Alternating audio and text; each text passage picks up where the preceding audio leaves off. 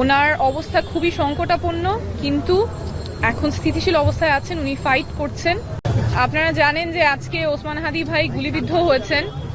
ওনার চিকিৎসা প্রাথমিকভাবে ঢাকা মেডিকেল কলেজে হয়েছে, এরপর এভার কেয়ার এসেছেন।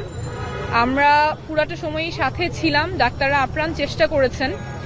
ঢাকা মেডিকেল কলেজে খুবই সংকটাপন্ন অবস্থায় ওসমান হাদি ছিলেন। ওনার ওখানে অস্ত্রোপচার হয়েছে, ব্রেইনে অপারেশন হয়েছে। ওনার শরীরের কয়েকটা জায়গায় আঘাত আছে, বুকে আঘাত আছে, পায়ে আঘাত আছে। অপারেশন করার পরে উনি এখন এভার কেয়ারে, ইন্টেন্সিভ কেয়ার বা আইটিইউতে আছেন। ওনার অবস্থা খুবই সংকটাপন্ন, কিন্তু এখন স্থিতিশীল অবস্থায় আছেন, উনি ফাইট করছেন। আপনাদের প্রতি দুইটা অনুরোধ থাকবে। একটা হচ্ছে হাসপাতালে এসে ভিড় করবেন না, যাতে করে চিকিৎসক যারা আছেন চিকিৎসাটা যেটা উনি পাচ্ছেন সেটা যাতে নির্বিঘ্নে চিকিৎসা চলতে পারে, এবং ওনার জন্য যা রক্ত প্রয়োজন বা ব্লাড প্রোডাক্টস প্রয়োজন সেটার যথেষ্ট সাপ্লাই এই হাসপাতালে আছে। তাই কেউ রক্ত দেওয়ার জন্য যদি মনে করেন দিতে চান তাহলে আপাতত প্রয়োজন নাই, আপনারা প্রস্তুত থাকেন। যদি দরকার হয় তাহলে হাসপাতাল কর্তৃপক্ষ জানাবে, কিন্তু বর্তমানে হাসপাতালে যথেষ্ট পরিমাণ ব্লাড আছে। সকলের কাছে অনুরোধ থাকবে, সবাই দোয়া করবেন হাদি ভাই যাতে দ্রুত সুস্থ হয়ে আছেন। এখন আমাদের একটাই করণীয়, ওনার জন্য দোয়া করা। চিকিৎসা একদম সর্বোচ্চ চিকিৎসাটা ওনার জন্য নিশ্চিত করা হচ্ছে। আপনাদের কাছে অনুরোধ থাকবে, সবাই ওনার দ্রুত সুস্থতার জন্য দোয়া করবেন। জি ধন্যবাদ। আমি ডক্টর মোহাম্মদ আব্দুল আহাদ, ঢাকা মেডিকেল কলেজ নিউরোসার্জারি বিভাগে কর্মরত আছি, ন্যাশনাল হেলথ অ্যালায়েন্সের সদস্য সচিব হিসেবে কাজ করছি। আপনারা জানেন যে ওসমান হাদি ভাই আজকে যখন প্রায় দুপুর 1:15টার দিকে আক্রমণের শিকার হয়, তখন ঢাকা মেডিকেল কলেজে আমরা তাকে সবাই মিলে নিয়ে আসি, এবং এখানে তার অবস্থা খুবই সংকটাপন্ন ছিল।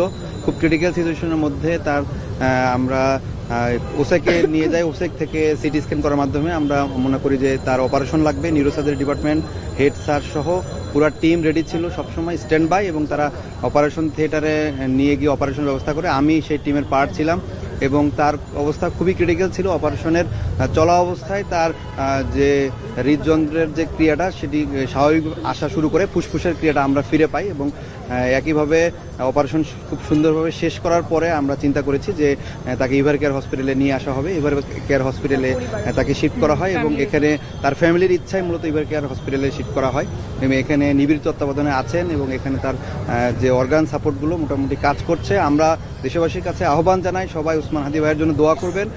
সেই স্টিল সার্ভাইভিং জন্য চেষ্টা করছেন, এবং তার যে বডি ফিটনেস ইয়াং হিসেবে আমরা এক্সপেক্ট করি যে সে দ্রুত আমাদের মাঝে ফিরে আসবে, এবং আমরা তার জন্য সবাই সুস্থতা কামনা করছি।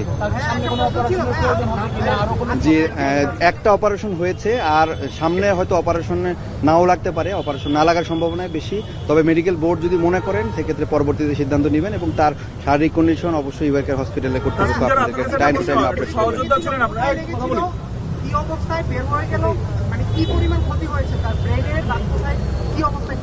খুবই সংকটাপন্ন অবস্থা। ডিটেলস গুলো এখানে যে হাসপাতাল ম্যানেজমেন্ট বোর্ড আছে যতখানি ডাইভার্স করা যায় ওনারা করবেন।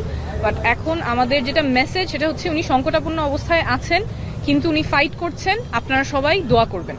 আপনার কাছে একটা প্রশ্ন, যে আপনাদের সহযোদ্ধা ছিলেন ওসমান হাদি, আজকে যে ঘটনা ঘটলো এক্ষেত্রে আসলে আপনারা যারা জুলাইয়ের সম্মুখ সারি যোদ্ধা ছিলেন, আপনাদের উপরে কোনো হুমকি আছে কিনা, বা আপনারা আসলে কোনো শঙ্কা প্রকাশ করছেন? এই উত্তরটা আমাদের যুগ্ম সদস্য সচিব ডাক্তার মাহমুদা মিতু উনি দিচ্ছেন। আচ্ছা, কয়েকদিন ধরেই ধন্যবাদ সবাইকে।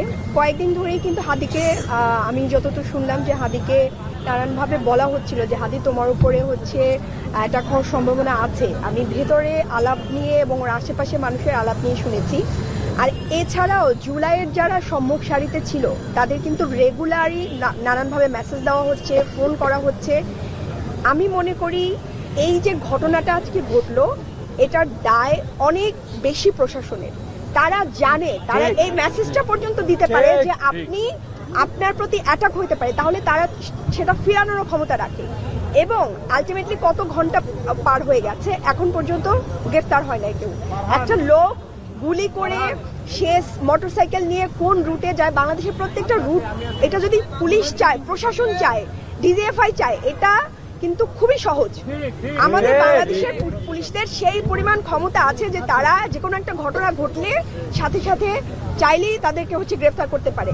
তো এটা খুব একটা যে মানে একদম চোখের সামনে, এবং গুলি করে সে 6 সেকেন্ড আরো দাঁড়ায় ছিল। তো স্পষ্ট দেখা যাচ্ছে, চেহারা দেখা যাচ্ছে, চাদর দেখা যাচ্ছে, মোটামুটি একটা অনলাইনে একটা পরিচয় দেখা যাচ্ছে। প্রশাসনের এইখানে কোনো ব্যর্থতা আছে কিনা, এবং প্রশাসন জানে, তারা বারবার পলিটিক্যাল যারা লিডাররা থাকে, আমরা যারা থাকি, তাদেরকে নানানভাবে নানান জায়গা থেকে অ্যালার্ট করা হয়। তাহলে তারা যদি অ্যালার্ট করতে পারে তাহলে তারা কেন ব্যবস্থা নিতে পারে না? কেন আজকে ওসমান হাদির মতো ফিগারের গায়ে মানে হাত আসলো, তার দিকে শুট আসলো? এটার জবাব প্রশাসনের দিতে হবে, এবং এটা আমরা যারা জুলাইয়ের যারা আছি এটার জবাব না নিয়ে আমরা থামবো না। এবং আমরা জানি যে জুলাই এখনো শেষ হয় নাই। আমাদের যে হয়রানি করা হচ্ছে, থ্রেট দেওয়া হচ্ছে, এটা কারো অজানা না। আমাদের ঠিকানা পাবলিক করা হচ্ছে, ফোন নাম্বার পাবলিক করা হচ্ছে, প্রতিনিয়ত হুমকি দেওয়া হচ্ছে। এবং আজকে এই ঘটনার পরে দ্রুত তদন্ত এবং গ্রেপ্তার আমরা দাবি করি। কে এর পেছনে আছে, কে নির্দেশদাতা, এটা যাতে সরকার দ্রুততম সময়ে এটা সর্বসম্মুখে প্রকাশ করে বিচার নিশ্চিত করে, এটা করতেই হবে। এবং আমরা এর আগ পর্যন্ত এটা নিয়ে কথা বলা বন্ধ করব না, মাঠ ছাড়বো না। এবং হাদির হত্যার দায় প্রশাসনের, যারা মারছে তাদের তো দায় আছেই। বাংলাদেশের আইন কানুনের যে অবস্থা, এই দায় প্রশাসনকে নিতে হবে, অবশ্যই নিতে হবে। তারা, আমি বারবার বলি, তারা যদি জানে যে আমাদের উপরে অ্যাটাক হওয়ার সম্ভাবনা আছে, তাহলে তারা সেটা জেনে চুপ করে থাকে কেন?